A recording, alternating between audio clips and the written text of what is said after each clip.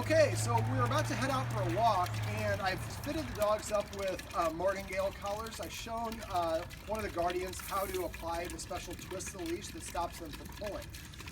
So basically, I have 5 rules for what I call a structured walk. Now, this is different than teaching the dog to walk with a heel. This is using equipment that stops the dog from pulling. And the other thing is it gives you a lot more control. If the dog does lose it and goes crazy, you have a lot more control over the dog. So rule number 1 is assign a side for each dog. So one dog should always be on the right, one should always be on the left. That way when we're walking, I can correct them independently. Because if I have them both on this side and I pull, then I'm correcting both dogs. So rule number 1, let's say that Daisy's job here is to be on the right side. So her position is I want her shoulder aligned with my hip. Yeah, the correction for this is go straight up. If you let her get in front of you, when you try to pull forward, she's pulling against this now. So you're going to activate her opposition reflex. The other thing is if a dog is in front of you, it's going to be more reactive to the people you encounter because it sees itself as being the leader.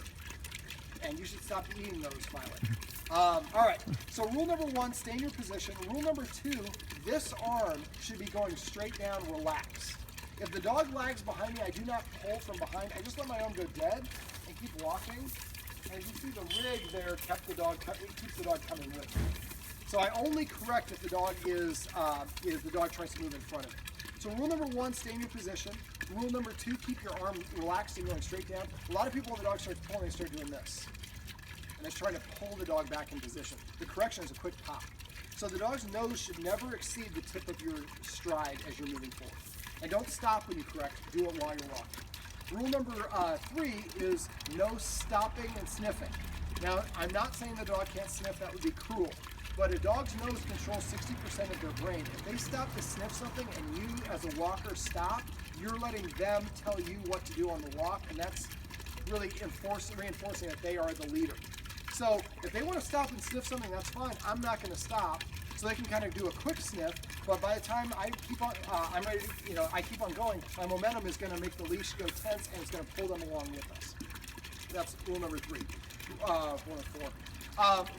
The last rule is no marking. Now these are female dogs. Do either one of them pee a little bit in a lot of places? This one. Okay, Violet does. So some females will mark. And if the dog is marking, it's like a little gangbanger basically spray painting territory. So she's saying, this is Violet's part of Santa Monica, this is Violet's, whatever, this, that, and the other thing. Yeah. So it's her asserting herself. So what I would do is let her pee before the walk, not on the walk, and when she returns from the walk only. Now, if she wants to poop, that's different. We let her poop kind of whenever, just cleaning up, obviously. But that's different. But for the peeing and the marking, that's kind of trying to assert herself. So that's something we don't want to allow her to do. So now, when you're walking, some dogs will actually kind of try to shut down.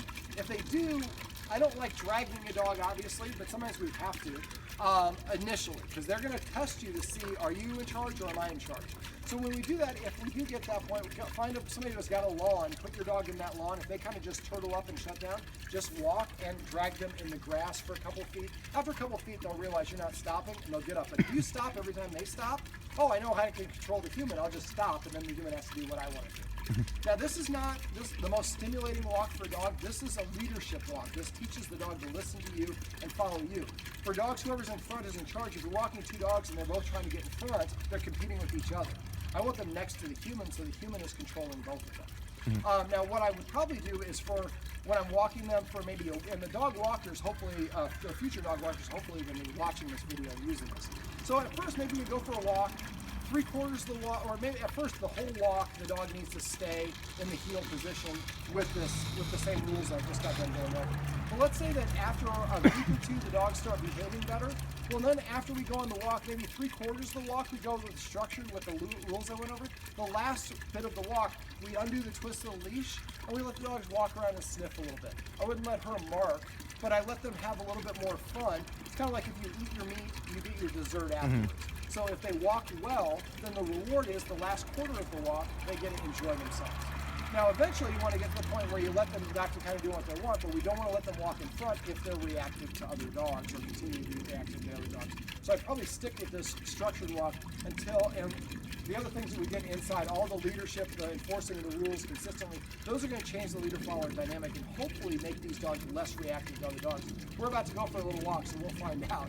But if not, then make sure you let me know. We can set up a follow-up session to work on some counter conditioning, desensitization around any dogs.